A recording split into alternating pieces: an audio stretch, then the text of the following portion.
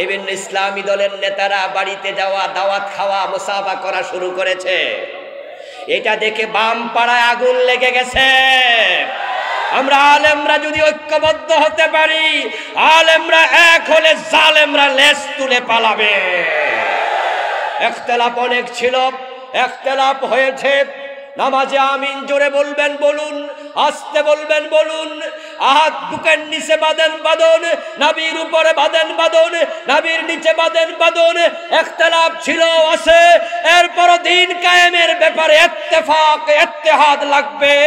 যদি ইসলাম ওয়ালারা এক হয়ে যায়, আল্লাহর দ্বীনের বিপ্লব কেউ ঠেকাতে পারবে না।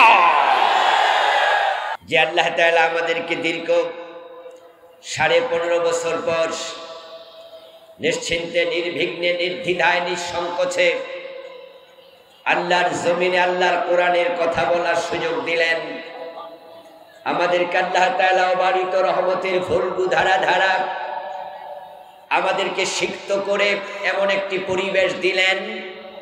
দীর্ঘ সময় পর, প্রায় 1.5 যুগ পর, এখন কোরআনের কথা বলতে কোনো জালেমের কাছে অনুমতির জন্য যেতে হয় না। এখন মাহফিলি কথা বলতে আমাদের অন্তরে কোনো ভয় নাই, ঠিক না? এখানে বিগত 2 বছর কোনো মাহফিল হয়নি। এর আগে মাহফিল হয়েছে, আমিও আরো 3 বার এসেছিলাম, কিন্তু গত 2 বছর মাহফিল করার কোনো পরিবেশ ছিল না। যারা ইসলামের কণ্ঠকে চেপে ধরেছিল, কোরআনের কথা আল্লাহর জমিনে বলতে বাধা হয়ে দাঁড়িয়েছিল, আলহামদুলিল্লাহ আল্লাহ নিজে তাদেরকে দেশ ছাড়া করে দিয়েছেন। এখন তারা ফেরারি আসামি হয়ে ঘুরছে। আল্লাহ তাআলা আমাদেরকে অবারিত সুযোগ দিয়েছেন। গত 2 বছর আগের মাহফিলগুলোতে আমি যখন স্টেজে আসতাম, জাফরি ওস্তাদ আস্তে করে কানে কানে আমাকে বলতেন, বাশার সাহেব কথাবার্তা বলিয়েন, তবে দেখেন একটু বুঝা শুনা কইেন। পরের দিন যেন আমরা আবার কারো কাছে জবাব দিতে না হয় যে এটা বললো কেন, ওইটা বললো কেন। এখানে তো আমরাও একটু চাপে আছি, কিন্তু আল্লাহ শুকরিয়া, আজকে স্টেজে আসতে জাতীয় কথা বলার প্রয়োজন নাই। যারা আমাদেরকে চাপে রেখেছিল, আল্লাহ ওদেরকে চাপের নিচে ফেলে দিয়েছেন। যে আল্লাহ তাআলা অবারিত সুযোগ করে দিলেন, আমরা শুরুতে তাকে কৃতজ্ঞতা জানাই, শুকরিয়া জানাই। সকলে মিলে একবার কালিমাত শুকর করি, আলহামদুলিল্লাহ। প্রিয় দিনী ভাইয়েরা, আমি আপনাদের সম্মুখে পবিত্র কোরআন মাজিদ থেকে সূরাতুস সফের 9 নম্বর আয়াতে কারিমা তিলাওয়াত করেছি। নবীজি সাল্লাল্লাহু আলাইহি ওয়াসাল্লামের পবিত্র মুখ অনুসৃত ছোট ছোট 2খানা হাদিসে নববী পাঠ করেছি। আল্লাহ তাআলা তৌফিক দান করলে এখান থেকে কিছু কথা বলবো ইনশাআল্লাহ। আলাইহি তাওয়াক্কালতু ওয়া ইলাইহি উনীব। সূরাতুস সফের 9 নম্বর আয়াতে কারিমাতে আল্লাহ তাআলা বিশ্ববাসীকে মূলত একটি মেসেজ দিয়েছেন। সে মেসেজটি হলো, এই পৃথিবীতে নবী মুহাম্মদ সাল্লাল্লাহু আলাইহি ওয়াসাল্লামের আসার উদ্দেশ্য, লক্ষ্য। রাসূলুল্লাহ পৃথিবীতে কেন এসেছেন এটা আমাদের জানার প্রয়োজন আছে কিনা? কেন জানবেন? রাসূলকে মানবেন তাই। নবীজি সাল্লাল্লাহু আলাইহি ওয়াসাল্লামকে মেনে চলা, অনুসরণ করা উম্মতের জন্য নফল না ফরজ? ফরজে কিফায়া না ফরজে আইন? জানা আগে না মানা আগে? মানতে হলে আগে জানতেই হবে। তাই রাসূলুল্লাহ কেন এসেছেন, তার জীবনের লক্ষ্য কি, এটা আমরা এই জন্যই জানবো। উম্মত হিসাবে রাসূলের জীবনের লক্ষ্য যাহা, আমাদের জীবনের লক্ষ্য হবে হুবহু তাহা। নবীজি হলেন আমাদের জন্য অনুকরণীয় আদর্শ। আল্লাহ তাআলা পবিত্র কোরআন মাজিদে বলছেন লাকাদ কানা লাকুম ফি রাসূলিল্লাহি উসওয়াতুন হাসানাহ। দুনিয়ার মানুষেরা শোনো, আমি রাসূলুল্লাহর জীবনে তোমাদের জন্য উত্তম আদর্শ রেখেছি। মুসলমানের জন্য নবী মুহাম্মদ ছাড়া আর কাউকে আদর্শ মনে করা জায়েজ নাই। যদিও আমাদের যুবক পোলাপান আবেগের ঠেলায় ওই রাজনৈতিক নেতাদের নাম নিয়ে বলে আমরা অমুকের আদর্শের সৈনিক।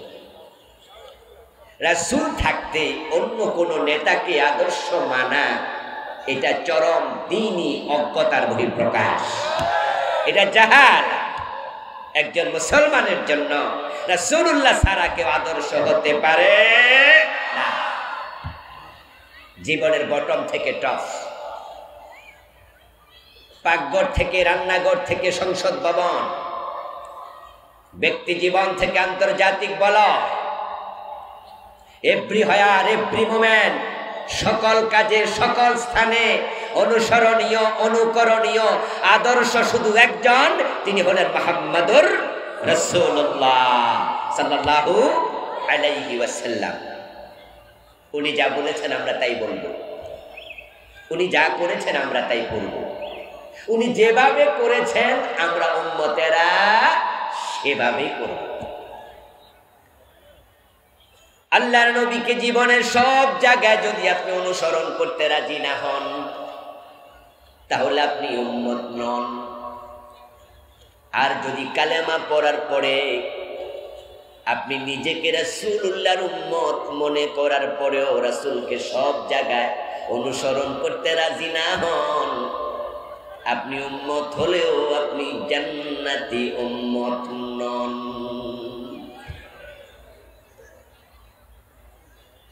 যদি কোনো ব্যক্তি নিজেকে জান্নাতি উম্মত হিসাবে সাজাতে চায়, নবী মুহাম্মাদের সাথে আল্লাহর জান্নাতে যেতে চায়, তাকে অবশ্যই রাসূলকে আদর্শ মেনে অনুসরণ করতেই। আল্লাহ তাআলা বলেন কুল ইন কুনতুম তুহিব্বুনাল্লাহ ফাত্তাবিউনি ইউহিব্বুকুমুল্লাহ।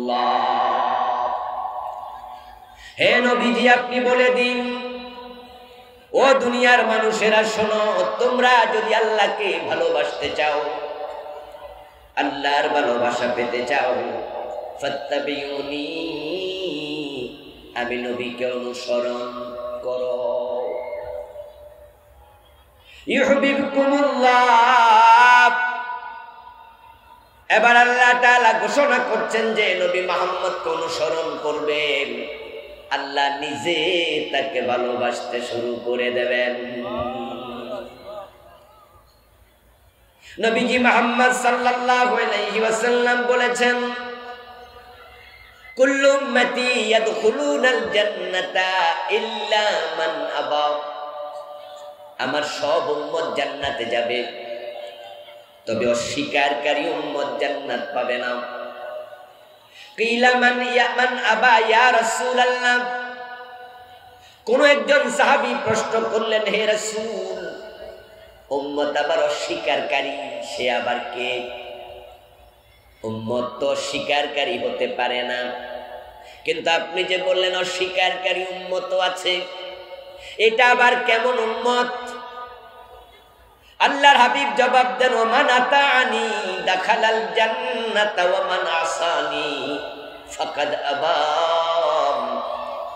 যে আমি নবীকে অনুসরণ করবে শুধু সেই জান্নাত পাবে, আর যে ব্যক্তি আমি নবীকে অনুসরণ করবে না, উম্মত দাবি করবে কিন্তু জান্নাত পাবে না, সে অস্বীকারী।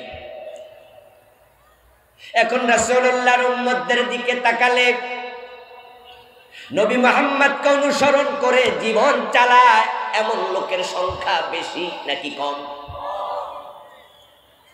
রাসূলকে অনুসরণ করে জীবন চালাচ্ছে এমন মানুষের সংখ্যা সমাজে বড়ই কম। বরং আমরা ফজরের নামাজে সালাম ফিরায়া মসজিদে তাকাই, দেখি মসজিদ খা খা করছে, এমনও মসজিদ আছে 2 কাতার 3 কাতারের বেশি মানুষ নাই, 1 কাতার আধা কাতার। এমন মসজিদও বাংলাদেশে আছে ইমাম আর মুয়াজ্জিন ছাড়া ফজরের নামাজে অন্য কোনো মুসল্লি নাই। আপনি মাগরিবের সময় বাজারে যাবেন, বাজারের মসজিদে মাগরিব পড়ে বারান্দায় দাঁড়ায়া তাকায়া দেখবেন দোকানের দিকে, বাজারের দিকে। তারপরে একটু ক্যালকুলেশন করবেন মসজিদে আসছে কতজন আর বাজারে আছে কত হাজার। কুরবানির সময় গরু কিনতে যান, আসরের নামাজের আজান হয় গরু বাজারে, মাগরিবের আজান হয়। আপনি খেয়াল করবেন তো যে লোকগুলো গরু কিনতে গেছে সেখানে হিন্দু আছে কয়জন? কথা বলেন না আমার সাথে। বৌদ্ধ আছে কয়জন? সব মানুষগুলো গরু কিনতে গেছে, কুরবানি দেবে, সবাই তো মুসলমান। কিন্তু মাগরিবের আজানের পরে গরু বাজার থেকে বেচা কেনা বাদ দিয়া নামাজে আসছে কত %? রাসূলুল্লাহকে অনুসরণ করার মতো মুসলমান বড় কমে গেছে। আজকের মাহফিলের মাঝে যারা আছেন তাদের মাঝে অনেক ভেজাল। 5 ওয়াক্ত নামাজি এখানে অনেকেই, এ নিয়ে আমার দ্বিমত নাই। কিন্তু সুদে টাকা লাগানো আছে এমন 2-4 জন আছে না নাই? নামাজ পড়ে রাসূল অনুসরণ করে, কিন্তু আবার লেনদেন অর্থনৈতিক জীবনে রাসূলের অনুসরণ নেই। 5 ওয়াক্ত নামাজি যারা আজকের মাহফিলে খুব কম লোক আছে। কিন্তু আমার প্রশ্ন, নামাজে রাসূলকে মানলেন, আবার সেই আপনি অফিসে ফাইল আটকায়া ঘোষ নিয়ে সাইন করেন, না হয় সাইন করেন না এমন ঘুষখোর নামাজি অফিসার আছে না নাই? রমজান মাস আসতেছে, টুপি দোকানে বিক্রি বেড়ে যাবে। আপনি দেখবেন পাঞ্জাবিওয়ালা মানুষের সংখ্যা বেড়ে যাবে। অধিকাংশ দোকানদার টুপি মাথায় দিয়া মালে ভেজাল দেবে, ওজনে কম দেবে। রোজা আসার 1-2 মাস আগ থেকে জিনিসপত্রের দাম বাড়াইয়া দেবে, গুদামজাত করবে, স্টক করে রাখবে। আমার প্রিয় ভাইয়েরা, বলছিলাম রাসূলুল্লাহকে অনুসরণ না করলে জান্নাত পাওয়া যায় না। আজকের মাহফিলে আসছেন 5 ওয়াক্ত নামাজি মানুষ, নামের আগে আলহাজ লেখা আছে, মাথায় টুপি, মুখে দাড়ি, অথচ যুবতী মেয়েটা কলেজে পড়ে বোরকা ছিলাইয়া দেয় না, এমন নামাজি সমাজে আছে না নাই? 2-4 জন আজকের মাহফিল এমন বাবা আছে। রাসূলকে এক জায়গায় মানলেন, আরেক জায়গায় মানলেন না। যদি রাসূলুল্লাহ সাল্লাল্লাহু আলাইহি ওয়াসাল্লামকে সব জায়গায় মানতে রাজি না হন, আপনি প্রকৃত পক্ষে উম্মত হতে পারেন নাই। যে ব্যক্তি আল্লাহ এবং রাসূলের কথা সব জায়গায় মানতে রাজি, সেই হলো আল্লাহর গোলাম। আর যে কিছু মানে না, কিছু মানে মন মতো মানে, মন যেখানে পজিটিভ সেখানে ইসলাম মানে, মন যেখানে সায় দেয় না নেগেটিভ সেখানে ইসলাম মানে না। মন মতো ইসলাম যে মানে সে আল্লাহর গোলাম না, নফসের গোলাম। আর যারা নফসের গোলাম হয় তারা আল্লাহর জান্নাত পাবে না। তাই রাসূলুল্লাহর উম্মতের মাঝে জান্নাতি কমে গেছে। একটা সময় ছিল উম্মত যত জান্নাতি তত। যেমন সাহাবায়ে কেরামের জামাতের দিকে তাকান, সাহাবীদের মাঝে জাহান্নামী এমন একজন সাহাবীও নাই, সব সাহাবী জান্নাতি। কিন্তু ধীরে ধীরে মানুষগুলো আল্লাহ এবং তার রাসূলকে অনুসরণ করার ক্ষেত্রে এতটা শিথিল হয়ে যায়, এখন তাদের মন মতো ইসলাম তারা মানে। এজন্যই দেখবেন মসজিদে গিয়ে আল্লাহর আইন মানতে রাজি, আদালতে আল্লাহর আইন মানে না। নামাজে আল্লাহর আইন মানে সংসদে এমপি হইয়া যখন ঢোকে তখন আল্লাহর আইনে আর দেশ চালাতে রাজি হয় না। অথচ নামাজ ফরজ করেছেন কে? এটা আওয়াজ দিয়ে বলুন, নামাজ পড়ার জন্য কে বলেছেন? কোরআনে নামাজের কথা আছে না নাই? রোজার কথা আছে না নাই? আল্লাহর আইনে দেশ চালাতে হবে এই কথাটা আছে না নাই? তিনটাই তো আল্লাহর কথা।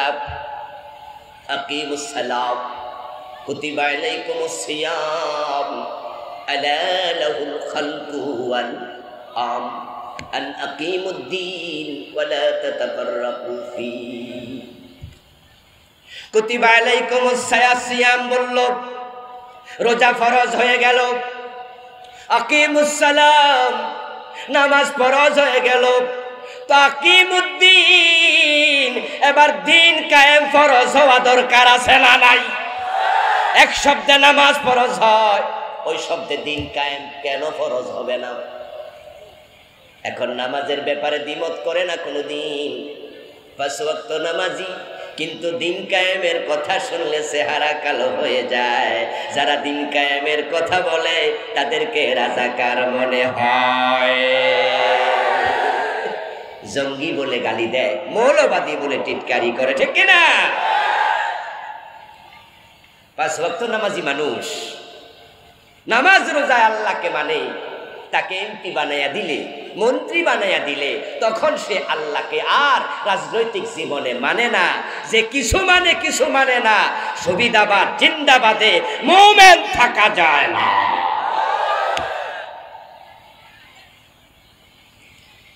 রাসূলুল্লাহ সাল্লাল্লাহু আলাইহি ওয়াসাল্লামের জন্য ভবিষ্যৎবাণী করেছেন। তিনি বলেছেন, তাফতারিকু উম্মতি আলা সালাস ওয়া সাবঈনা মিল্লাতান কুল্লুহুম ফিন্নার ইল্লা ওয়াহিদা। আল্লাহর নবী বলছেন, আমার উম্মতগুলো ৭৩ দলে বিভক্ত হয়ে যাবে। কয় দল? কথা বলতে হবে, কয় দল? তার মাঝে জান্নাতি হবে মাত্র 1 দল। তাহলে জাহান্নামী কয় দল? হাদিস হলো, আমার উম্মত ৭৩ দল, জান্নাতি মাত্র 1 দল, বাকি ৭২ দল জাহান্নামী। রাসূল বলছেন তারা রাসূলেরই উম্মত। তাহলে উম্মত দাবি করলে জান্নাত পাওয়া যাবে না। উম্মতের মাঝে অত ৭২ দল জাহান্নামী। এবার একটু আপনাদের কাছে জানবো, বলুন তো, জান্নাতি উম্মতের সংখ্যা বেশি না জাহান্নামীর সংখ্যা বেশি? তাহলে আত্মসমালোচনা করা দরকার আছে না নাই? আমাদের দাখিল পরীক্ষার রেজাল্ট হয়, আলিম পরীক্ষার রেজাল্ট হয়, এসএসসি এসএসসি রেজাল্ট হয়। আপনাদের এখানেও স্কুল মাদ্রাসা আছে। এমনটা যদি হয় যে রেজাল্ট হওয়ার পরে হেডমাস্টার হাতে রেজাল্টের কপি আসলো, এখন তো অনলাইনে চলে আসে। একটা সময় তো রেজাল্ট আসতো একবারে খামের ভিতরে ঢুকে লিখিত কাগজ নিয়ে আসতো, হেডমাস্টার সাহেব খুলতেন, প্রিন্সিপাল সাহেব খুলতেন, তারপরে কে কে পাশ করছে করে শোনাতেন, অথবা নোটিশ বোর্ডের মাঝে ফিন আপ করে টানাইয়ে দিতেন। আর আমরা সেখানে লাইন ধরে দাঁড়াইয়া দেখতাম। রেজাল্টের শিট এসেছে হাতে, প্রিন্সিপাল সাহেব খাম খুলেছে, খাম খুলে ওনার চেহারাটা বিষণ্ণ, চেহারাটা বেজার। পাশে বসা ভাইস প্রিন্সিপাল, সহকারী হেডমাস্টার, উনি বলতেছে, প্রিন্সিপাল স্যার, হুজুর কি হয়েছে? তখন এবার ছাত্ররা সামনে দাঁড়ানো, রেজাল্ট জানবে, টিচাররা পাশে চেয়ারে বসা। হেডমাস্টারের বিষণ্ণ মুখ দেখে সবাই টেনশন করছে, রেজাল্ট মনে হয় খুব একটা ভালো হয় নাই। এবার স্যার জবাব দিলেন যে আমাদের স্কুলে তো মাত্র 1 জন পাশ করছে।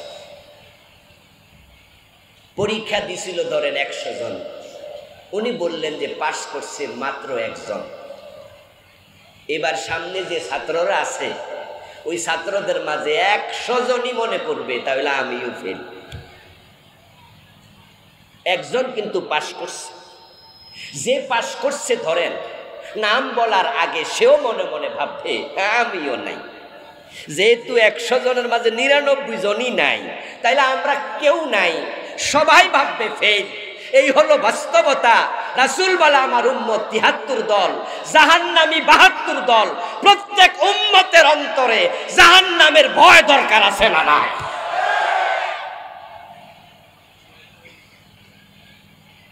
সবার মনে করা উচিত যে তাহলে তো আমারও উপায় নাই। ওসমানের মতো রাসূলুল্লাহর প্রিয় সাহাবী কবরের সামনে যখন যেতেন এমন ভাবে কান্না করতেন, হাত্তা ইয়াবুল্লা লাহিয়াতুহু, উনার দাড়ি ভিজে তারপরে চোখের পানি মাটিতে পড়ত। টেনশন করতেন, কবর জানি আমার সাথে কি আচরণ করে, আমার জানি কি উপায়। হযরত আবু বকর, হযরত হানজালা রাদিয়াল্লাহু তাআলা আনহুমা, সহিহ বুখারীতে এসেছে, দুজন রাসূলের কাছে একসাথে গিয়ে প্রশ্ন করছে, ইয়া রাসূলুল্লাহ, মুনাফিকদের তো শাস্তি খুব বেশি, আমরা কি মুনাফিক হয়ে গেছি? আবু বকর নিজেকে টেনশন করছে ইমানের নিয়ে, ইমান নিয়ে নেফাকের আশঙ্কা করছে। আবু হানজালার মতো গাসিলুল মালাইকা, যেই সাহাবীকে ফেরেশতারা গোসল দিয়েছিল, ওই হানজালা রাসূলকে কাঁদতে কাঁদতে প্রশ্ন করে, আমিও মুনাফিক হয়ে গেছি নাকি? মদিনায় কারা কারা মুনাফিক ছিল সকলের নাম নবীজি মুহাম্মদ সাল্লাল্লাহু আলাইহি ওয়াসাল্লাম একজন সাহাবীর কাছে প্রকাশ করেছেন। ওই সাহাবীর নাম হযরত হুযায়ফা ইবনুল ইয়ামান রাদিয়াল্লাহু তাআলা আনহু। হযরত হুযায়ফাকে বলা হতো সাহিবু সিররিন নবী সাল্লাল্লাহু আলাইহি ওয়াসাল্লাম, রাসূলুল্লাহর গোপন তথ্য ভান্ডার। উনি সকল মুনাফিকের নাম জানতেন।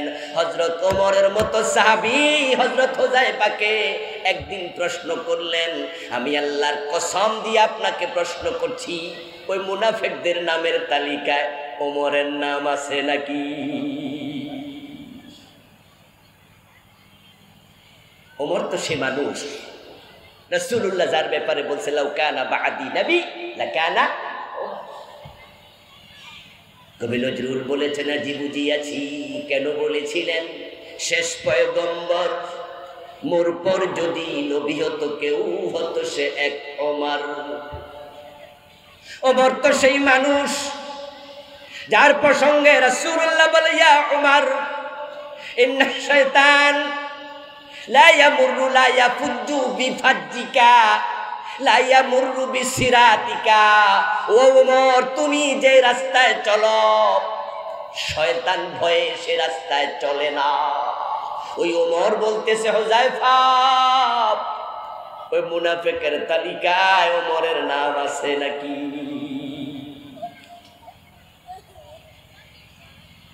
প্রিয় নবীজি বললেন, আমার উম্মতের মাঝে জাহান্নামী ৭২ দল।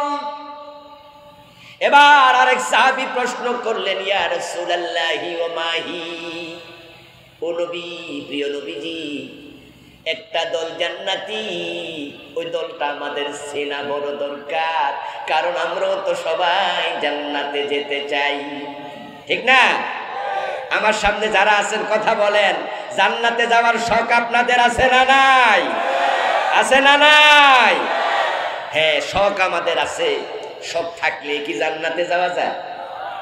এজন্য সাহাবী জিজ্ঞাসা করছে, তাহলে চিনতে হবে, জানতে হবে কোন দল জান্নাতি, ওই জান্নাতি দলে যোগ দেয়া দরকার আছে কিনা। শখ থাকলে হয় না, কাজ করতে হয়, কাজ করতে হয়। হিন্দুদেরও শখ আছে জান্নাতে যাওয়া। এই আপনাদের নরসিংদী বাজারে এমন হিন্দু দোকানদার খুঁজে পাবেন, যেই বেটা তার মরা বাবার ছবি তার দোকানের ওয়ালে ঝুলাইয়া দেখবেন নাবি বরাবর নিজ বরাবর লিখে দিছে স্বর্গীয় সত্যেন্দ্র নারায়ণ দাস, স্বর্গীয় দুলাল চন্দ্র ভৌমিক, এ জাতীয় নামের আগে স্বর্গীয় লেখা আপনারা কি দেখেছেন? এত মানুষ কথা বলে না কেন ভাইয়েরা? দেখেছেন তো? স্বর্গীয় মানে কি? জান্নাতি, বেহেশতি। জান্নাতে যাওয়ার শখ কি আমাদের চেয়ে কম না বেশি? আচ্ছা, আমরা কি কোনোদিন আমাদের বাবা মরে গেছে, দাদা মরে গেছে নামের আগে বেহেশতি লিখছি? কেউ লেখার সাহস আছে? কিন্তু বাবা দাদা জান্নাতে যাকে শখ আছে না নাই, কিন্তু বেহেশতি কেন লেখেন না?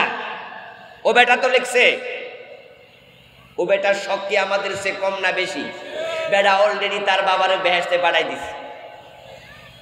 আমরা নিশ্চিত নই আমার বাবা জান্নাতে গেল কিনা, কিন্তু হিন্দু মিয়া নিশ্চিত হয়ে বসে রয়েছে, বাবারে স্বর্গে পাঠাইয়া দোকানদারি করছে। স্বর্গ মানি বেহেশত। স্বর্গ যেই কথা, বেহেশত একই কথা। আরবিতে বলে জান্নাত, বাংলায় বলে বাগান, ফার্সিতে বলে বেহেশত, ইংরেজিতে বলে হেভেন, সংস্কৃতিতে বলে স্বর্গ। চৌকার নয়ন, চৌকার নয়ন যেমন, ঠিক চোখ আর নয়ন যেমন, জান্নাত আর স্বর্গ তেমন। আবু বকর জান্নাতি, হযরত ওমর বেহেশতি, দুইজন কি দুই দেশে? তো হিন্দু মিয়া যে স্বর্গ লিখলো, এই স্বর্গ দ্বারা সে বেহেশতকে বুঝালো। লাউ আর কদু যেমন জিনিস একটাই, কেউ বলে লাউ, কেউ বলে কদু, কেউ বলে বউ, কেউ বলে বধূ, কেউ বলে আনন্দ, কেউ বলে ফুর্তি। তারা বলছিল ভাস্কর্য, আমরা আলেমরা বলেছি সেটাই হচ্ছে মূর্তি। জিনিস কয়টা? জিনিস কয়টা? মূর্তি আর ভাস্কর্যে কোনো পার্থক্য আছে? তারা আমাদের কথা শোনেনি, বরং তারা আমাদের ভুল ধরেছে। আমরা তো মূর্তি বানাই না, আমরা ভাস্কর্য বানাই। তারা অন্ধকে হাইকোর্ট দেখিয়েছে, বাড়াবাড়ি রেজাল্টও পেয়েছে। ওই মূর্তির সংস্কৃতি আল্লাহ পছন্দ করে নাই। শাহজালালের বাংলাকে মূর্তির বাংলা যারা বানিয়েছে, আল্লাহর গজবে মূর্তিগুলা মাটিতে সেজদায় পড়েছে, গলায় রশি লাগাইয়া মাটিতে ফেলা হয়েছে। এমনও হয়েছে মূর্তির মাথায় উঠে প্রস্রাব করা হয়েছে।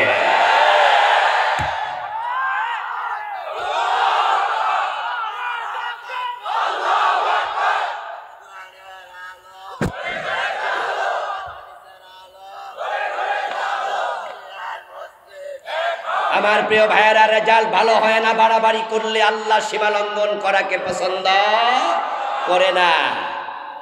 ভাস্কর্যের নামে তারা দেশটা মূর্তি দিয়ে ভরে ফেলেছিল। পত্রিকায় এসেছে শুধু মূর্তি বানানোর জন্য দেশের 4000 কোটি টাকা খরচ করেছে।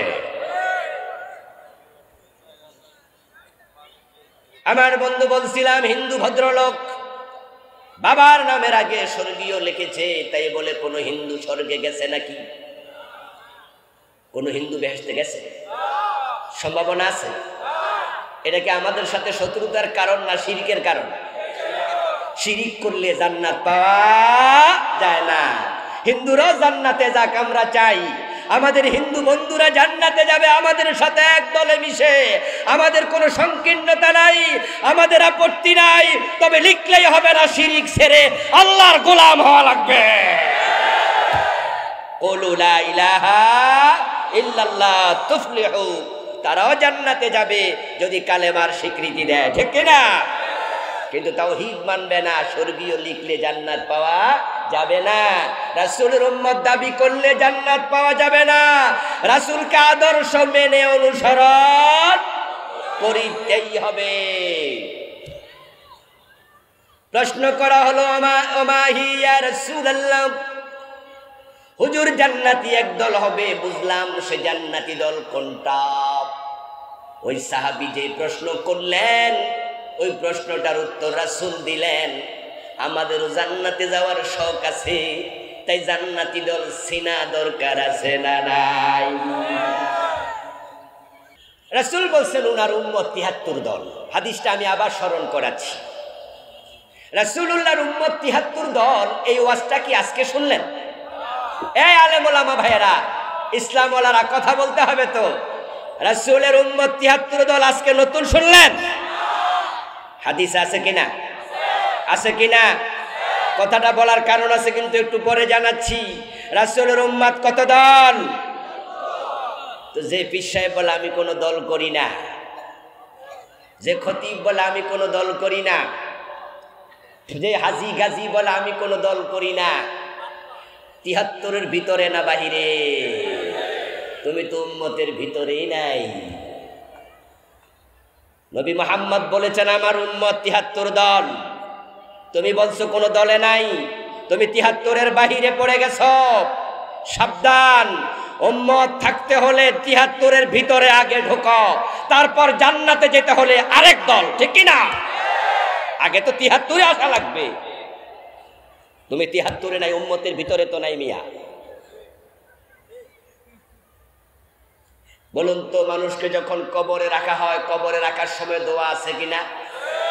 বিসমিল্লাহি আলা, এ দোয়া আছে, নরসিংদী তো আছে। তো বাংলা অর্থ কি? বিসমিল্লাহি, আল্লাহর নামে, ওয়া আলা মিল্লাতি রাসূলিল্লাহ, রাসূলুল্লাহর দলে।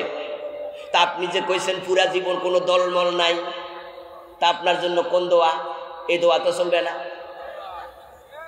নতুন দোয়া বানাইতে হবে, অথবা এই দোয়া পরে কোনো লাভ হবে না। আপনাকে রাসূলের দলে দেয়া হলো, অথচ জীবদ্দশায় জীবনে সাহস করে মানুষকে বলেননি তোমরা মানুষের দল করো, আমি রাসূলের দল করি। তোমরা পাবলিকের বানানো দল করো, আমি আল্লাহর দল করি। এই কথা জীবনে বলেন নাই, দলেও আসেন নাই, দলীয় চিন্তা ভাবনা নিয়ে কোরআনকে আঁকড়াইয়াও ধরেন নাই, রাসূলুল্লাহর আদেশে দেশ চালানোর সংকল্প মাথায় রাখেন নাই। মরার পরে রাসূলের দলে পাবলিকে দিবে, রাসূল আপনাকে তার দলে নেবেন না।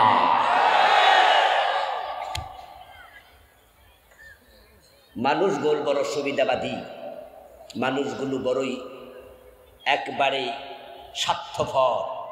আপনি মরে দেখেন, আপনি অমুক দলের কেন্দ্রীয় নেতা, প্রেসিডিয়াম সদস্য, যে মারা যাবেন মাই খাতে নেবে, আপনার জানাজায় হাজির হয়ে লাশ সামনে নিয়ে মানুষের কাছে বলবে এখন বক্তৃতা দেবেন অমুক দলের অমুক নেতা।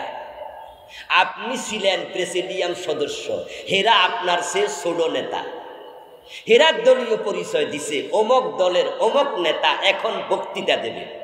সবাই দলীয় পরিচয় দিয়া যার যেমনে বক্তৃতা দিল, কিন্তু কবরে দেওয়ার সময় আপনাকে তাদের দলে আর রাখবে না। আপনাকে কবরে দেওয়ার সময় সবাই মিললে আরবিতে কয়ে দিব বিসমিল্লাহি ওয়া আলা মিল্লাতি রাসূলিল্লাহ, আল্লাহর নামে তোমারে কিন্তু আমাদের দলে আর নাই। এখন কার দলে? রাসূলের দলে। কারণ কি জানেন? আপনি আর ভোটার না, দলের একটা লাভ নাই। আপনার হাত তার পক্ষে আর মিছিলের জন্য উঠবে না। আপনার এই মুখ তার দলীয় মিছিলে গিয়ে অমুক নেতা তমক নেতার সৈনিক এই শব্দ মুখ দিয়ে আর বের হবে না। তোমার হাত বন্ধ, চোখ বন্ধ, মুখ বন্ধ, কাজ বন্ধ। সবাই মিলে স্বার্থপরের মতো তোমাকে দল থেকে বের করে দিয়েছে, কিন্তু যেই দলে তোমারে ধাক্কা দিয়া ঢুকাইলো, জীবনে সেই দলে তুমি ছিলে না। তা নবী মুহাম্মদ তোমাকে দলে ঢুকতে দেবে না, দেবে না। হেদারাও দলে রাখলো না, রাসূলও দলে নিল না। তখন তুমি দল পরিচয়হীন, তুমি একা। এবার বলুন তো, যে লোকটাকে সবাই মিলে ধাক্কাইয়া দলে দিল রাসূলের, যারা জীবিত তারা সবাই রাসূলের দলে গেছে? জি না, উনারাও যাইব মরার পরে পাবলিক ধাক্কাই। মজা নেবেন না, মজা নিতে কথা বলছি না। যেহেতু মরার পর রাসূলের দলে যেতেই হবে, যাইতে না চাইলে পাবলিকে ধাক্কায়া তুলবে। সুতরাং আমরা মরার আগে চলে এসেছি, আমরা নবী মুহাম্মদের দল ছাড়া কোনো দল মানি না, মানি না।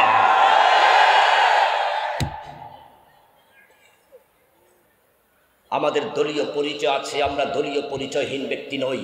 আপনার মতো সুবিধাবাদী না যে আপনি বলবেন আমি দল করি না।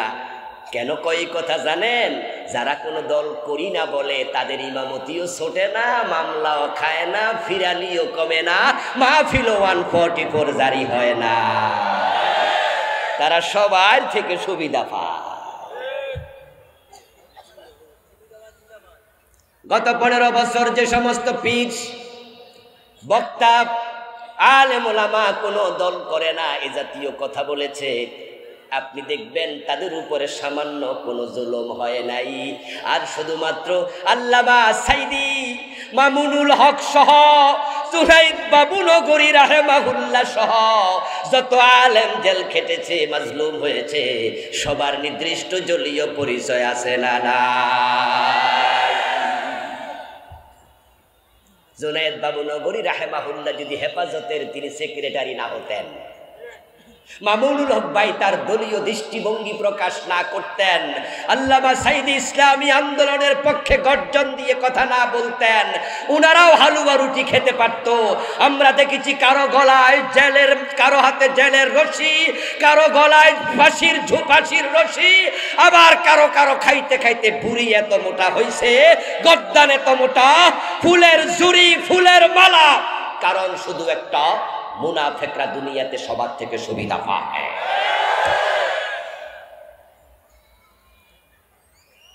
আল্লাহর নবীকে প্রশ্ন করা হলো জান্নাতি দল কোনটি? নবীজি মুহাম্মদ সাল্লাল্লাহু আলাইহি সাল্লাম জবাব দেন, মা আনা আলাইহি ওয়া আসহাবি। জান্নাতি দল যদি চিনতে চাও শোনো, আমি নবী মুহাম্মদ এবং আমার সাহাবারা যে মত এবং পথের উপর প্রতিষ্ঠিত, তুমি যদি সেই মত সেই পথের উপর প্রতিষ্ঠিত হতে পারো, তুমিও জান্নাতি। ভাববেন না আবার নেজাম ইসলাম করলে জান্নাত, জামাত ইসলাম করলে জান্নাত, হেফাজত ইসলাম করলে জান্নাত, অমুক ইসলামী দলের কর্মী হইয়া মোছে তেল দেবে না, আমার জান্নাত ছুটায় কেরা? রাসূলুল্লাহ এটা বলেন না যে অমুক দল তমক দল, বলছেন মা আনা আলাইহি, আমি যার উপর প্রতিষ্ঠিত, ও আসহাবি, আমার সাহাবারা যার উপর প্রতিষ্ঠিত, তুমি তার উপর প্রতিষ্ঠিত হও, তুমি জান্নাতি। আর রাসূল এবং সাহাবারা ছিলেন ওহীর উপর প্রতিষ্ঠিত। তাই ওই দল জান্নাতি দল যে দলের সংবিধান হবে আল্লাহর কোরআন, যাদের ম্যানিফেস্টো হবে আল্লাহর কোরআন, যারা ঘোষণা দেবে যে আমরা ক্ষমতায় গেলে কোরআন দিয়ে দেশ চালাবো। কোরআন দিয়ে দেশ চালাতে চায় এমন ইসলামী দল বাংলাদেশে আছে না নাই? আলহামদুলিল্লাহ পড়েন। এমন দল আছে না নাই? যারা লিখেছে তাদের সংবিধানে লিখেছে কর্মপদ্ধতিতে, বলতেছে মুখে, বক্তৃতায়, মিছিলে, সেমিনারে, সিম্পোজিয়ামে সব সময় একটা কথাই বলে, আমাদেরকে ক্ষমতায় পাঠাও, আমরা কোরআনকে সংবিধান বানাবো।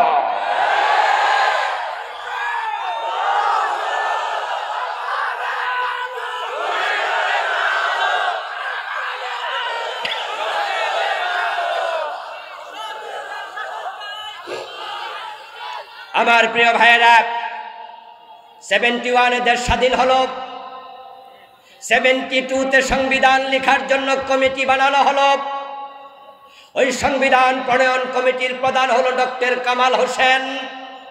উনি যখন সংবিধান লিখে, যেই সংবিধানে বাংলাদেশ চলছে, এই সংবিধানে আল্লাহর কোরআনের ধারাগুলো, আইনগুলো তিনি ঢুকায় নাই, তার লিখে সংবিধানে ব্রিটিশের আইন ঢুকাইছে। ওই ব্রিটিশদের আইনের ওই সংবিধান দ্বারা 54 বছর বাংলাদেশ চলছে। অথচ বাংলাদেশে আজ এই 54 বছরে কোনো ব্রিটিশ প্রধানমন্ত্রী হয়নি, কোনো ইহুদি, খ্রিস্টান, বৌদ্ধ অর্থমন্ত্রী, শিক্ষামন্ত্রী হয়নি।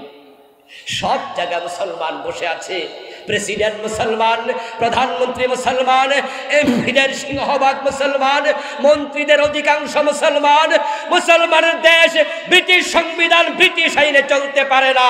মুসলমান যদি বেশি হয়, সেখানে আল্লাহর কোরআনকে সংবিধান বানাতে হয়। কিন্তু সেটা হয়নি। নবীজি বললেন যে আমি এবং আমার সাহাবারা যার উপর প্রতিষ্ঠিত। এবার একটু দেখুন তো রাসূল কিসের উপর প্রতিষ্ঠিত, আল্লাহ কি বলেন? আল্লাহ তাআলা বলেন, কুল ইন আত্তাবিউ ইল্লা মা ইউহা ইলাইয়া ইন্নী আখাফু ইন আসাইতু রাব্বি আযাব ইয়াউমিন আযীম। হে নবী, আপনি বলুন, ও দুনিয়ার মানুষেরা শোনো, যে ওহী আমার উপর নাজিল হয়, ওই ওহী মানতে আমি নবী মুহাম্মদ বাধ্য। ওহীর বাহিরে যদি আমি চলি, আখিরাতে আযাবের ভয় আমিও করি। রাসূলের দল মানে কোরআনের দল, ওহীর দল। সাহাবীদের দল মানে কোরআনের দল, ওহীর দল। জান্নাতে যেতে হলে কোরআনের দলে আসতেই হবে। কোরআনের দলে আসো নাই, তুমি বাকি 72 দলে আছো। বাকি 72 দল জান্নাতি না জাহান্নামী? কথা বলেন, জান্নাতি না জাহান্নামী? ও প্রিয় ভাইয়ারা, এই জন্যই তো আমরা এই কথাগুলো বলছি। গত 15 বছরেও বলেছি, জুলমের শিকার হয়েছি।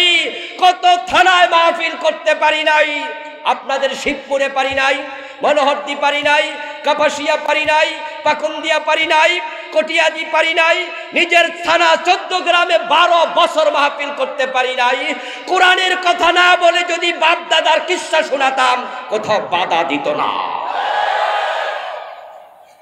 বলেছি, বলেই যাব।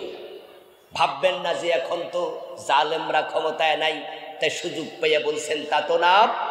বলেছি, বলবো এই কারণেই, বলতে বলতে যদি জেলে যেতে হয় তাও থামাতে পারবা না, জেলখানার কামরায় গিয়ে বলবো। ফাঁসির রশিতে ঝুলালে ফাঁসির কষ্টে যাওয়ার আগেও বলে যাব, আল্লাহ সারা কারো আইন মানি না।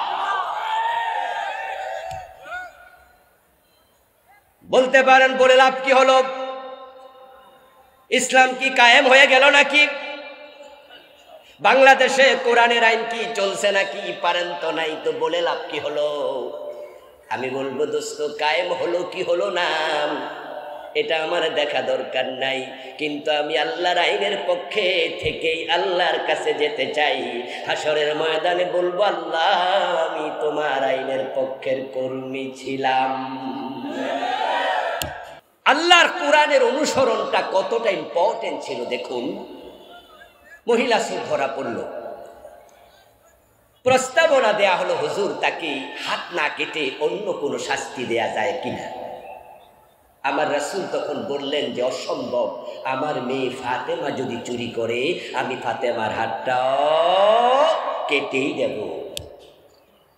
কারণ চোর ধরে হাত কাটো, এই আইনের কথা কোরআনে আছে না নাই? জোরে বলেন, আছে না নাই? 54 বছরের বাংলাদেশে কয়দিন হাত কাটছেন? রাসূলুল্লাহর জীবনের লক্ষ্য হচ্ছে দিনের বিজয়, দিনের বিজয়, দিনের বিজয়। দিনের বিজয় না হলে চোর ধরে হাত কাটা যায় না। আমার রাসূল মদিনায় দিনের বিজয় করেছেন, চোর ধরে হাত কাটা শুরু হয়ে গেছে। তখন সমাজে আর চুরি ছিল না। গরিব মানুষগুলো দেশের সম্পদ সমবন্টনের কারণে দারিদ্র মুক্ত হয়ে গেছে। ওমরের সময় জাকাত বিভাগের কর্মচারী জাকাতের টাকা কাঁধে নিয়ে হেঁটেছে, জাকাত খাওয়ার লোক খুঁজে পাওয়া যায় নাই। দিনের বিজয় যদি না হয় দারিদ্রতা যাবে না। দিনের বিজয় যদি না হয় চোর ধরে হাত কাটা যাবে না। আর চোর ধরে হাত কাটা না হলে, শাস্তি প্রয়োগ না হলে চুরি কমবে না। এই 54 বছরে চোর ধরে হাত না কাটার কারণেই তো আজকের এই 54 বছরের মাথায় এসে আমার সোনার বাংলা তলাবিহীন চুরিতে পরিণত হয়েছে। এখন সিলুইল ব্যাংকগুলোতে 10 লক্ষ টাকার যদি চেক দেন, তাহলে দেখবেন অনেক ব্যাংক একসাথে 10 লাখ টাকা দিতে পারবে না। কেমনে পারবে? বঙ্গবন্ধু শেখ মুজিবুর রহমান বড় শখ করে সোনার বাংলা গড়বেন, তাই তিনি 7ই মার্চের ভাষণে বলেছেন, এবারের সংগ্রাম স্বাধীনতার সংগ্রাম, এবারের সংগ্রাম মুক্তির সংগ্রাম। কিসের থেকে মুক্তি? মুক্তি হবে অর্থনৈতিক, মুক্তি হবে পাকিস্তানের জুলুম থেকে। কিন্তু আমরা পাকিস্তান থেকে আলাদা হয়েছি, অর্থনৈতিক মুক্তি পাই নাই। মাত্র 1.5 থেকে 2 বছরের ব্যবধানে বঙ্গবন্ধু আশাহত হলেন। তিনি নিজে বললেন এক ভাষণে, মানুষ পায় স্বর্ণের খনি, উনি পাইছেন চোরের খনি। উনি বলেছেন, আমার ডানে চোর, বামে চোর, সামনে চোর, পিছনে চোর। আমি তো বলি এই চোরগুলো এখন আর চোর নাই, এক একটা ডাকাত হয়ে গেছে।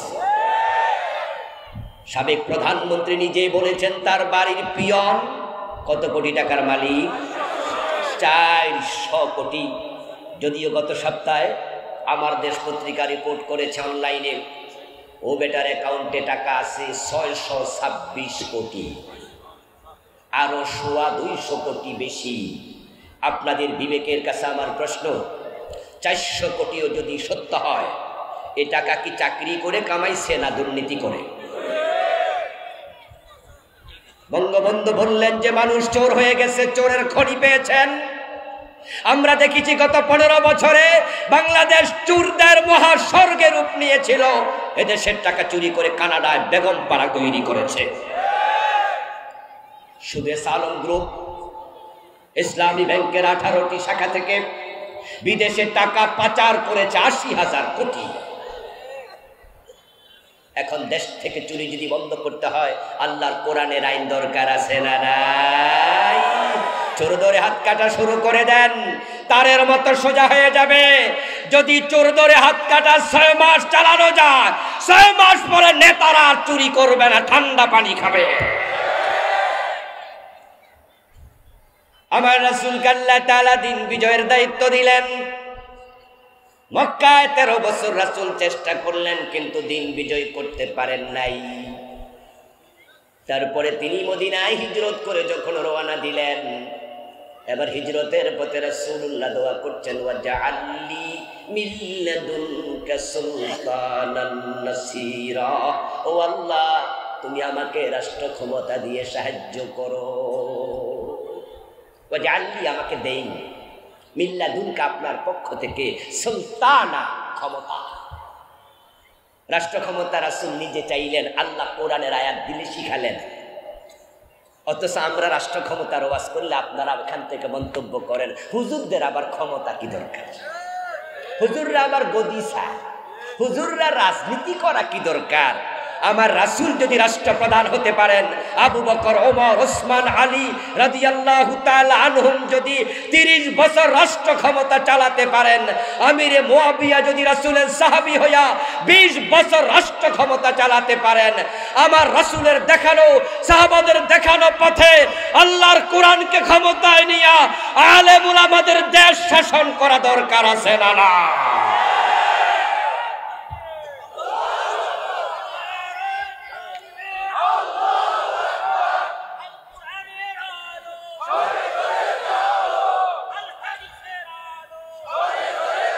আমার প্রিয় ভাই, রাসূলুল্লাহ হিজরতের পথে দোয়া করলেন। মক্কায় ইসলাম এসেছিল, মক্কায় ওহী নাজিল শুরু হলো। নবুয়তের 23 বছরের 13টা বছর মক্কায় চলে গেল। আবু বকর, ওমর, ওসমান, আলী 4 জন খলিফার জন্মস্থান মক্কায়। আল আশারা আল মুবাশশারা, প্রথম 10 জন বিখ্যাত সাহাবীর জন্মস্থান মক্কায়। কোরআনের মোট সূরা সংখ্যা হলো 114, তার মাঝে 86টা সূরা নাজিল হলো মক্কায়। রাসূলুল্লাহ 3 বছর সময় বেশি দিলেন মক্কায়, কিন্তু ইসলামের বিজয় হয়েছে মক্কায় না মদিনায়। আমার রাসূলের জন্ম মক্কায়, দিনের বিজয় হলো মদিনায়। সাহাবী 4 জন বড় বড় খলিফার বাপ, তাদের বাড়ি মক্কায়, ইসলাম বিজয় হলো মদিনায়। কারণটা কি? কারণ হলো মক্কার সংসদে জালেমরা নবী মুহাম্মদকে কোরআন নিয়ে ঢুকতে দেয় নাই। যেই সংসদে কোরআন ঢোকে না, ওই সংসদে দিনের বিজয় হবে না। কারণ ইসলামের যে ফৌজদারি বিধানগুলো আছে, এগুলো সবগুলো রাষ্ট্র ক্ষমতার সাথে সম্পৃক্ত। আপনাদের কাছে আমি জানতে চাইবো, যারা বোঝেন তারা জবাব দেন, চোর ধরে হাত কাটা ব্যক্তির কাজ না রাষ্ট্রের কাজ? জেনা করলে পাথর মারা ব্যক্তির কাজ না রাষ্ট্রের কাজ? মদ পান করলে 80 বেত দেয়া ব্যক্তির কাজ না রাষ্ট্রের কাজ? তো রাষ্ট্রে যদি ইসলাম না থাকে, কোরআনের এই আইন আসবে কোত্থেকে? কোরআনের আইন কায়েমের প্রয়োজনে রাষ্ট্র ক্ষমতা ইসলাম দরকার আছে না নাই?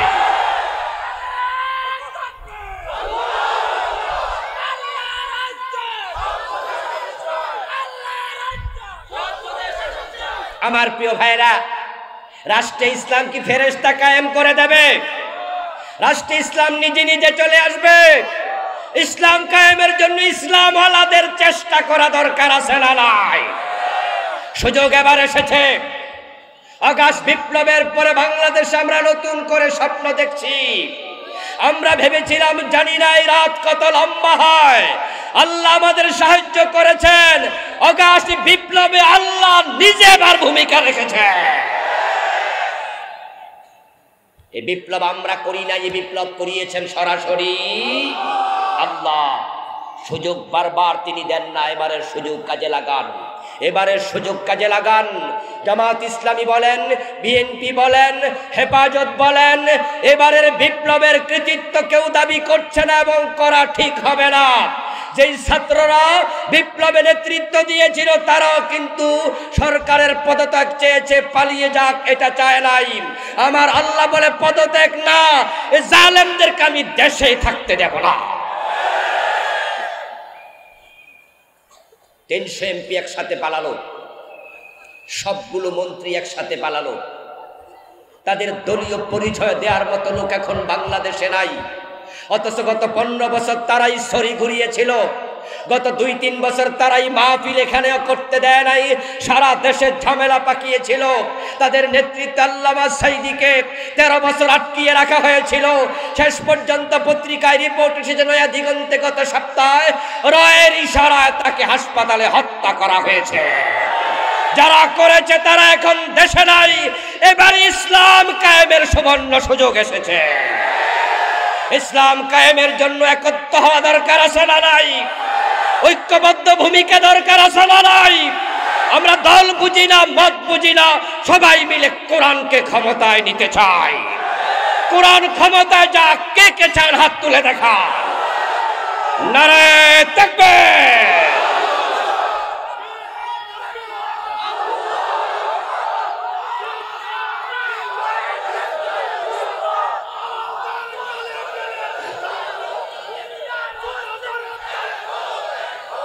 আমার প্রিয় ভাইয়েরা, এবারের সুযোগ কাজে লাগান।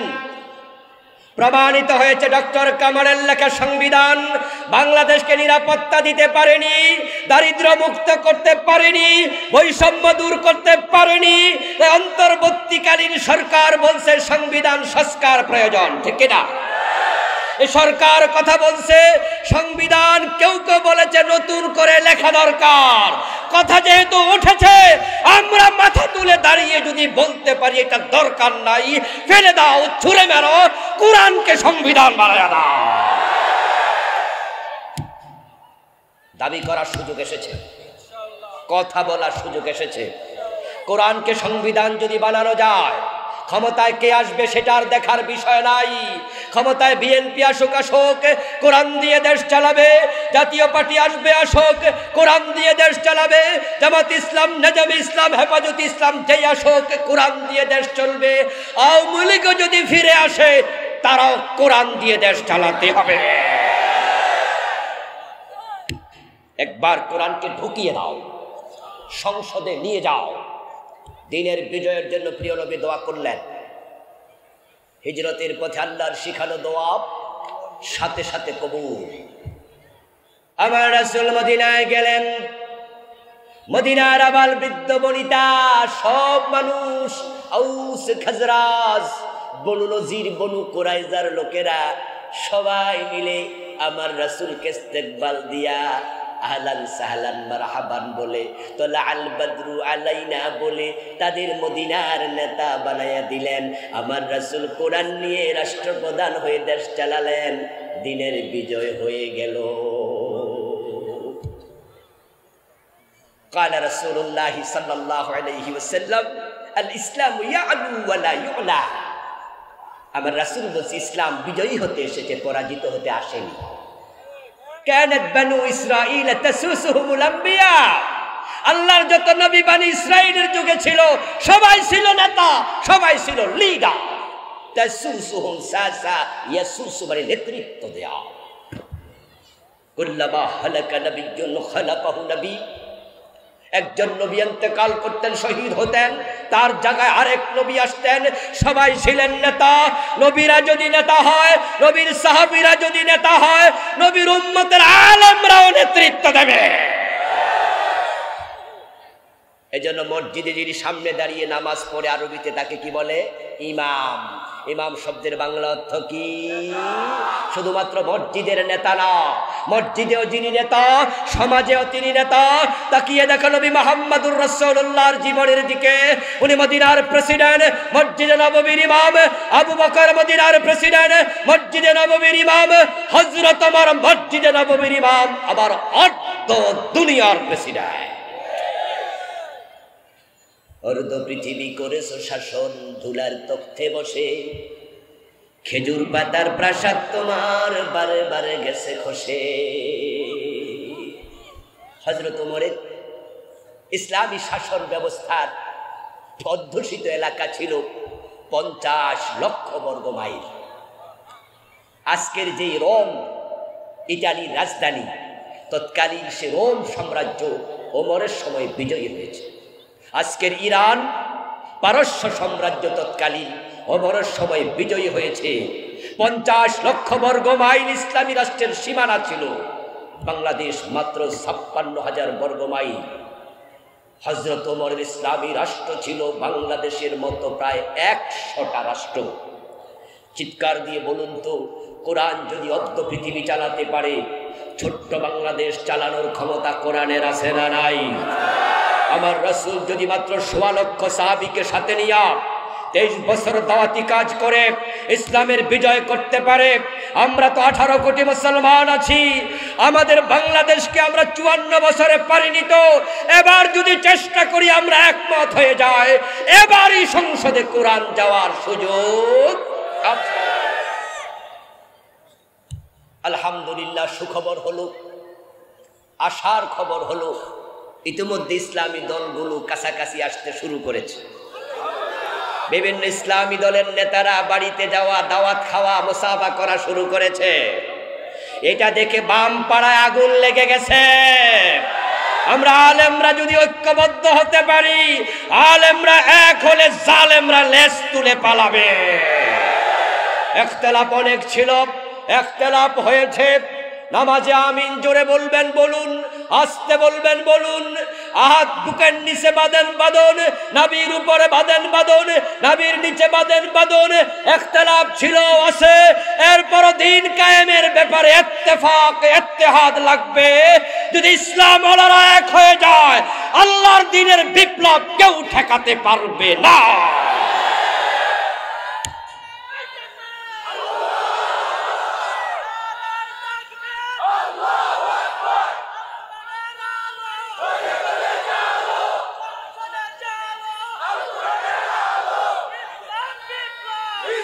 আমার প্রিয় ভাইয়েরা, আল্লাহর দ্বীনকে বিজয়ী অবস্থায় দেখতে আপনারা চান কিনা?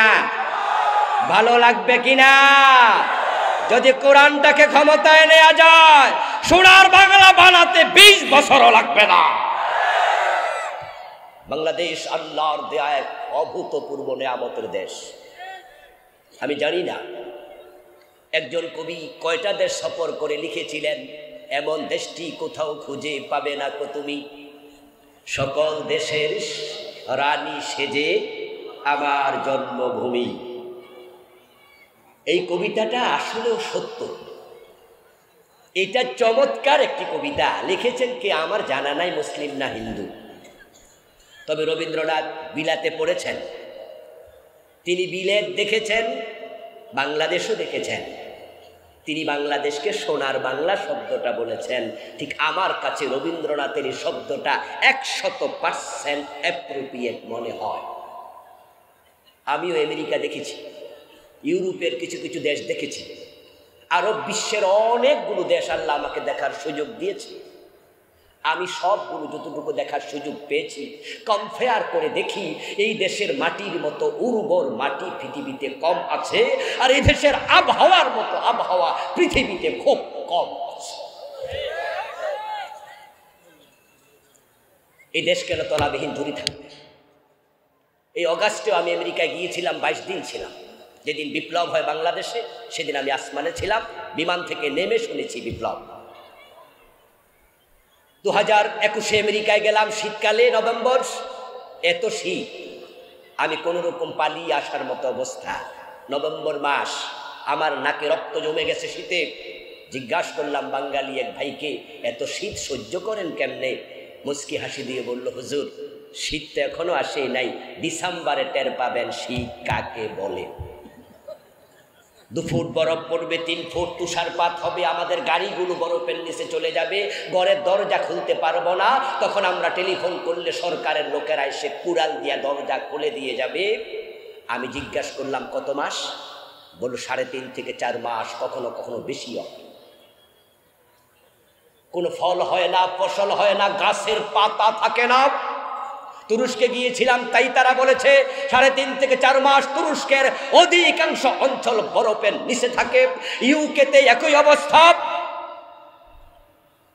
আমি জিজ্ঞাসা করলাম খাবার দাবার কোথায় পান 3.5 থেকে 4 মাস যদি ফল ফসল না হয়?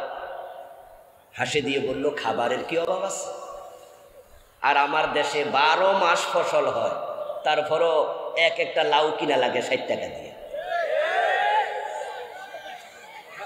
এরপরে এই দেশে সয়াবিন তেল কিনা লাগে 200 টাকা দিয়া লিটার, ঠিক কিনা? পেঁয়াজ কিনতে যাইয়া অবস্থা এমন হয়েছিল, মাঝখানে বাজারে যাইয়া জামাই কান্দে, গড়ে কাটার সময় বউ কান্দে। কত গরিব মানুষ আছে, ডাল কিনলে তাল কিনতে পারে না, তেল কিনলে ডাল কিনতে পারে না, অর্ধেক খায় খেতে পারে না। রিক্সাওয়ালা বাজার আবার রিক্সায় চালাতে যাওয়ার সময় আগে বউকে আওয়াজ দিয়ে বলতো সকালবেলা একটা ডিম ভাজি করো তো, ডিম দিয়ে পান্তা ভাত খেয়ে চলে যাব। কিন্তু ডিমের যখন একটার দাম 12 টাকা 15 টাকা, রিক্সাওয়ালা ডিম খেতে পারে না। আমার দেশে 12 মাস ফসল হয়। প্রিয় ভাইয়েরা, আম খাবেন, বিচি ফেলে দেবেন রাস্তার পাশে, 2 মাস পরে বিচি একা একা হয়ে যায়, গাছ হয়ে 1 বছর পরে ফল ধরবে। অথচ সৌদি আরবে যান, কাতারে যান, দুবাইতে যান, যান বাহরাইনে যান, আপনি আরব বিশ্বের অনেকগুলো দেশে যেখানে গাছ দেখবেন রাস্তার পাশে, ভালো করে তাকায়া দেখবেন নিচ থেকে আসে পাইপলাইন, সকালে একবার পানি দেয়, সন্ধ্যা আবার পানি দেয়, না হয় একটা গাছ বাঁচে না। একটা গাছ বাঁচাতে হাজার হাজার টাকা খরচ করছে। আর আমার দেশের লাউ গাছের লাউ যদি পচে যায়, রাস্তার পাশে ফেলে দেয়, কাক এসে লাউয়ের বিচি খায়, ওই বিচি পায়খানা করে, সেখান থেকে আবার গাছ হয়ে একা একা লাউ ধরে। মাটির উর্বরতা কাকে বলে? আমেরিকার খবর নেন, ক্যালিফোর্নিয়া চলছে এখন ধাবানো, লস অ্যাঞ্জেলসের বিশাল এলাকা পুড়ে গেছে। এবার আমেরিকা, আমি লস অ্যাঞ্জেলসে গিয়েছিলাম, ক্যালিফোর্নিয়া গিয়েছিলাম, ওখানকার হাজার হাজার বাড়িঘর জ্বলে ছাই হয়ে গিয়েছে। খবর নেন নিউ ইয়র্কে বরফপাত চলছে। আর বাংলাদেশের 54, 55, 70, 80 বছর বয়স্ক বুড়া মুরব্বীরা আছে, এই 80 বছরে একদিনও কি দাবানল হয়েছে? বরফ পড়ছে? এই দেশ গরিব থাকবে কেন? শুধু চোরগুলার কারণে, শুধু চোরগুলার কারণে। মালয়েশিয়ার খবর নেন, 2000 সম্ভবত 8-9 দিকে মালয়েশিয়া গিয়েছিলাম। মালয়েশিয়া আমাদের মাত্র 8 থেকে 10 বছর আগে, 12 বছর আগে তারা স্বাধীন হয়েছে। ওদের আবহাওয়া একবারে বাংলাদেশের মতো, ওদের খনিজ পদার্থ আমাদের মতো, আমাদেরও নাই বেশি, তারাও নাই বেশি। মাহাতির মোহাম্মদের নেতৃত্বে মালয়েশিয়া কোথা থেকে কোথায় গিয়ে দাঁড়িয়েছে। আমি কুয়ালালামপুরে নেমে কয়টা যে 50 তলা বিল্ডিং আছে, চারদিকে তাকিয়ে অবাক হয়ে শুধু গনছি, গনে শেষ করতে পারিনি। টুইন টাওয়ারের পাশে দাঁড়িয়ে টুপিটা হাতে নিয়ে তারপরে তাকিয়েছি, টুপিনি মাটি পড়ে যায়। তারা যদি এত 50 তলা বিল্ডিং বানাতে পারে, বাংলাদেশ আজ পর্যন্ত একখানো 50 তলা বানাতে পারেনি। তারা আগালো, মাহাতিরের মতো সৎ নেতা দেশের টাকা বিদেশ পাঠায় না, আর আমাদের নেতাগুলো অধিকাংশ চোর আর টাকা। আশ্চর্য হই চরিত্র দেখে নেতাদের। এই নেতার পিছনে দৌড়াচ্ছ তোমরা, তাদেরকে মাথা তুলে তোমরা নাচতেছ। আমার দেশের রিক্সাওয়ালা, ঠেলাওয়ালা, শ্রমিক, দিন মজুর, শিক্ষিত, কম শিক্ষিত, মধ্যপ্রাচ্যে গিয়ে রাস্তার মাঝে কাজ করে, মরুভূমিতে 65% সেলসিয়াস তাপমাত্রা ও চড়া, ওখানে চাষাবাদ করে টাকাটা দেশে পাঠায়, আর আমার নেতারা দেশের টাকা বিদেশ পাঠায়। হারামি কারে কয়? দেশের টাকা চুরি করে দেশে কাজে লাগাইলে তো পোলাপান কাম করে খাইতে পারতো নাকি? বিদেশ পাঠায় দেয়। এজন্যই তো আমি ইসলামের কথা বলি, কলিজা থেকে অনুভব করি। গোলাপ ফুলের আলোচনা করে লাভ নাই, গোলাপ ফুলকে দেখাতে হয়। গোলাপের পাপড়ি দেখলে চোখ জুড়াবে, গোলাপ নাকের কাছে নিলে তার গন্ধে মন জুড়াবে। গোলাপ যদি চাপ দেও, প্রক্রিয়া করো, আতর বের হবে। কিন্তু গোলাপটা যদি কলির ভিতরে থাকে, ওই কলির গোলাপ দেখলে মজা নাই, কারণ সেটা তো ফোটে নাই। ওটা নাকের কাছে নিলে গন্ধ নাই, কারণ সেটা তো ফুটে নাই। ওইটা চাপ মারলে আতর নাই, কারণ কলির ভিতরে আছে, ফোটে নাই। ইসলাম দেখো নাই, শুধু শুনেছ। ওই কোরআন মক্তব থেকে সংসদে পাঠাও, মসজিদ গিলাপ খুলে কোরআন মসজিদ থেকে সংসদে পাঠায়া দাও। আইন হইয়া যখন তামাম দেশে কোরআন ছড়িয়ে পড়বে, ইসলামের সৌন্দর্য দেখে চোখ জুড়াবে।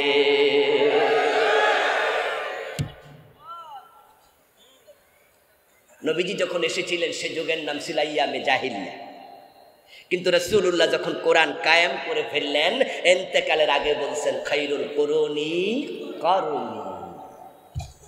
এখন আর জাহিলিয়াত নাই, আমার যুগ পৃথিবীর সর্বশ্রেষ্ঠ যুগ।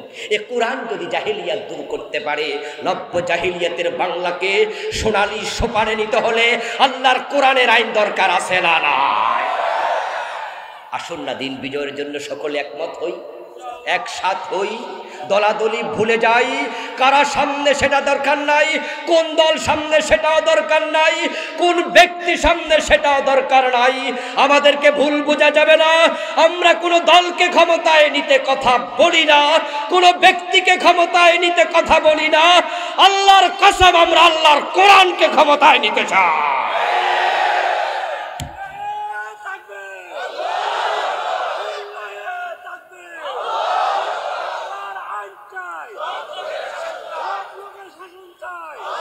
আল্লাহ তাআলা আমাদের সকলকে তার এই জমিনে তার দিনের বিজয় করার জন্য যে দলগুলো কাজ করছে, কোনো না কোনো ইসলামী দলের কর্মী হওয়ার তৌফিক দিন।